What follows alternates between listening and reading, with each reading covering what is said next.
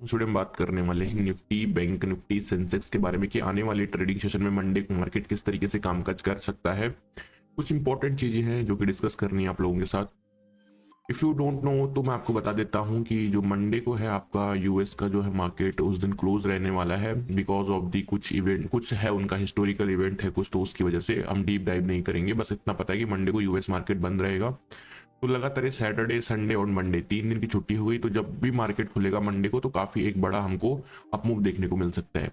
Plus 3 important update आने वाले थे। रिलायंस का मेरे को भी कुछ मैंने देखा नहीं है, बट इन्फोसिस का अगर मैं बताऊं तो इन्फोसिस के जो रिजल्ट हैं उसमें कुछ ज्यादा बड़ा डेंट तो देखने को नहीं मिला है, लेकिन फिर भी जो मैनेजमेंट की गाइडेंस आई है तो उन्होंने ये कहा है कि जो एआई की वजह से जो आने वाले टाइम पे हमको दिक्कतों का सामना करना पड़ सकता है।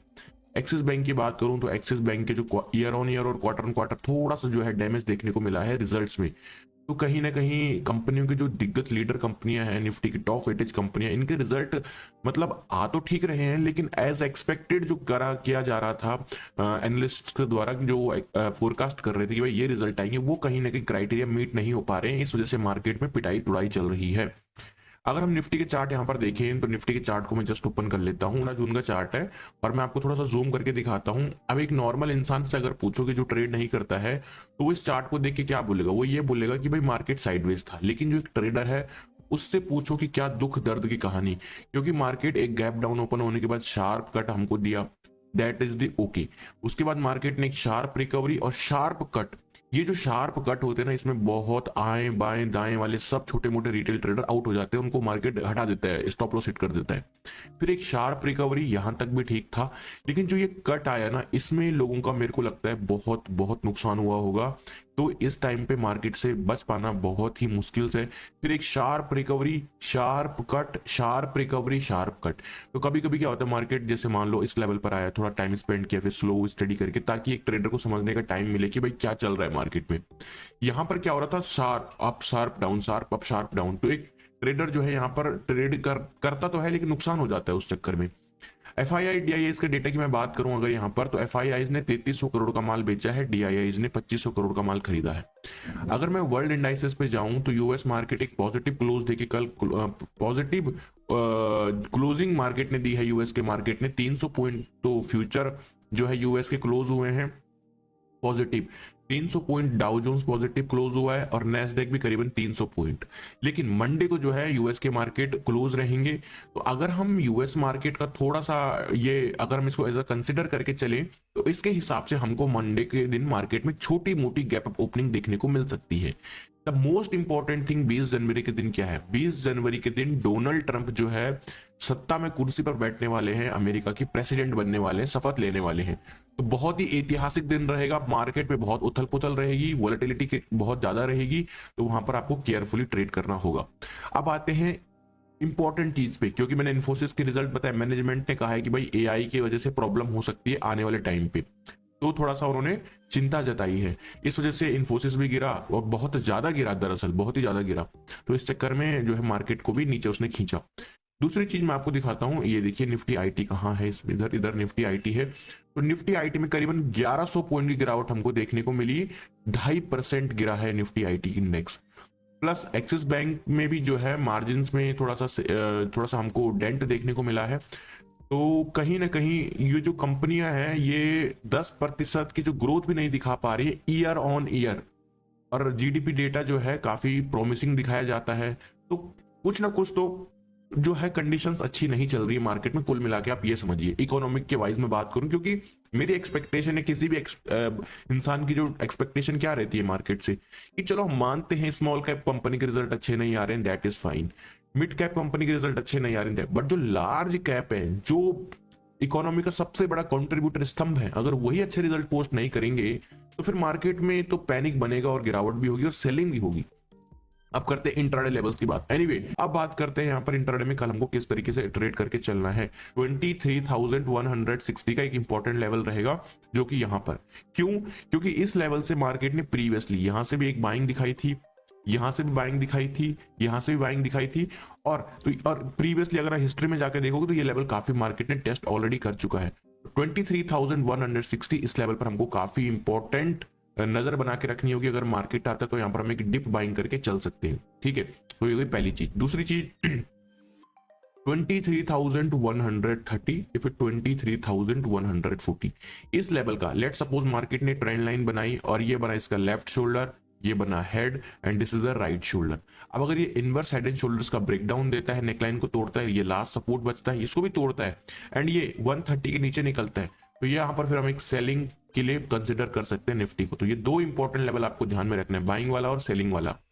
अनदर चीज, अगर निफ्टी 23,270 के आसपास कहीं हमको गैप अप ओपनिंग दिखाता है, क्या दिखाता है मार्केट? गैप अप ओपनिंग, और वो है कहीं इधर के नियर बाई, तो यहां पर हमको बिल्कुल भी बाइंग के बारे में नहीं सोचना है अनटिल और अनलेस मार्केट गैप अप के बाद सीधा ऊपर निकल रहा है तो छोड़ दो मार्केट को। लेकिन अगर गैप अप के बाद मार्केट रेजिस्टेंस ले रहा है, नीचे आने की ट्राई कर रहा है, तो ये फिर हमारे लिए क्या बनेगा? ये हमारे लिए एज अ रेजिस्टेंस और एज अ सेलिंग लेवल की तरह काम आने वाला है। तो इस लेवल पर हमको नजर बना के रखनी है।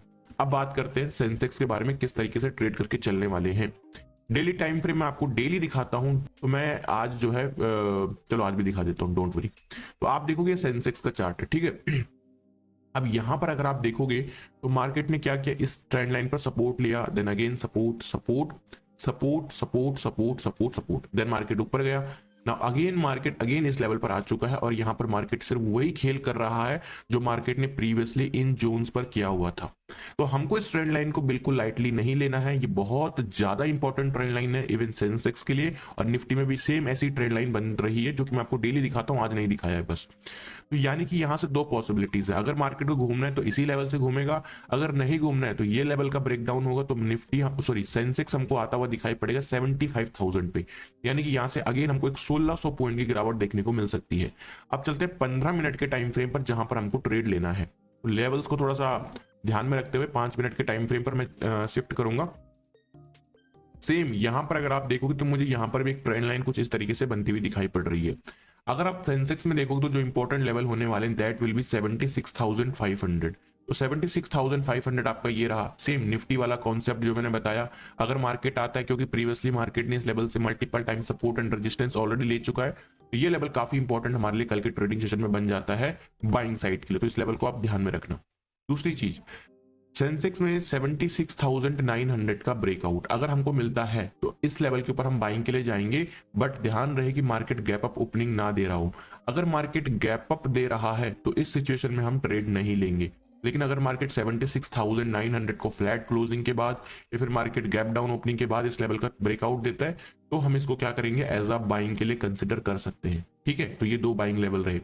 सेलिंग की मैं अगर बात करूं तो 76,800 सेम जहां से मार्केट ने मल्टीपल टाइम हमको सेलिंग दी है और अच्छी खासी सेलिंग दी है, वो ये रेंज है। यहां कहीं अगर मार्केट गैप अप ओपन हुआ और गैप अप के बाद मार्केट ऊपर जाने में असफल रहा, रेजिस्टेंस लेने लगा, तो ये हमारे लिए सेलिंग लेवल की तरह काम करेगा। तो ये रही सेंसेक्स में नीट क्लीन क्रिस्टल एनालिसिस। बात करते हैं बैंक निफ्टी के बारे में। बैंक निफ्टी का दोस्तों 1 डे का टाइम फ्रेम ओपन करेंगे और चार्ट को मैं करूंगा रीसेट। देखिए, मैं वीडियो के बीच में बोलना भूल जाता हूं कि अगर आप मेरी एनालिसिस से थोड़ा सा भी सीख रहे हो, अगर आपकी लाइफ में थोड़ा सा भी वैल्यू ऐड हो रही है, तो प्लीज वीडियो को लाइक किया करो, चैनल को सब्सक्राइब किया करो, बेल आइकन प्रेस किया करो, ताकि मैं जब भी नई वीडियो डालूं या नोटिफिकेशन मिलेगी। अब देखिए, यह है बैंक निफ्टी का चार्ट। यहां पर ऐसा कुछ ट्रेंड लाइन वगैरह नहीं है जैसा निफ्टी और सेंसेक्स में था। तो यहां पर मार्केट थोड़ा सा टाइम स्पेंड कर रहा है, और अगर मार्केट यहां से ब्रेकडाउन देता है और उसके बाद गिरने लगता है, तो फिर नेक्स्ट हमारे पास जो सपोर्ट निकल कर आ रहा है वो 47,000 का, यानी कि अगेन यहां से बैंक निफ्टी में 1500 पॉइंट का और डाउन मूव देखने को मिल सकता है। तो स्मॉलर टाइम फ्रेम पर डेफिनेटली एक छोटी सी ट्रेंड लाइन है। तो अगर मैं बात करूं किस तरीके से हमको यहाँ पर ट्रेड करके चलना है, बैंक निफ्टी के जो इंपॉर्टेंट लेवल होंगे वो होंगे 48,400, जो कि आपके लिए एक इंपॉर्टेंट लेवल की तरह काम कर सकता है। मार्केट ने इस लेवल पर काफी पहले रिस्पेक्ट दी हुई है, तो यहां से अगर बाइंग करेंगे तो एक ऊपर के लेवल हम ऊपर के टारगेट हम एक्सपेक्ट करके चल सकते हैं। दूसरा 48,700 कहां है? अगर मार्केट इस ट्रेंड लाइन का ब्रेकआउट देता है, बट ध्यान देना हमको गैप अप नहीं चाहिए गुरु, हमको मार्केट तो फ्लैट ओपनिंग दे या फिर gap down opening they, and उसके बाद अगर 48,700 को ब्रेकआउट देता है तो छोटा टारगेट 48,800 एंड 48,900 तक के टारगेट के लिए हम अपना प्रॉफिट जो है बुक करने का प्लान बना सकते हैं, ठीक है। तो ये रही बाइंग लेवल्स की बात।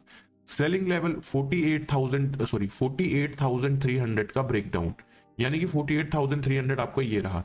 अगर मान लीजिए इस तरीके से गिरा फर्स्ट अटेम्प्ट लगाया नहीं गिर पाया, सेकंड अटेम्प्ट लगाया नहीं गिर पाया, थर्ड अटेम्प्ट लगाया नहीं गिर पाया, मंडे को अगर फोर्थ अटेम्प्ट लगाता है और ब्रेक डाउन करता है तो फिर इस लेवल के नीचे हम एक सेलिंग का मौका देखकर चल सकते हैं।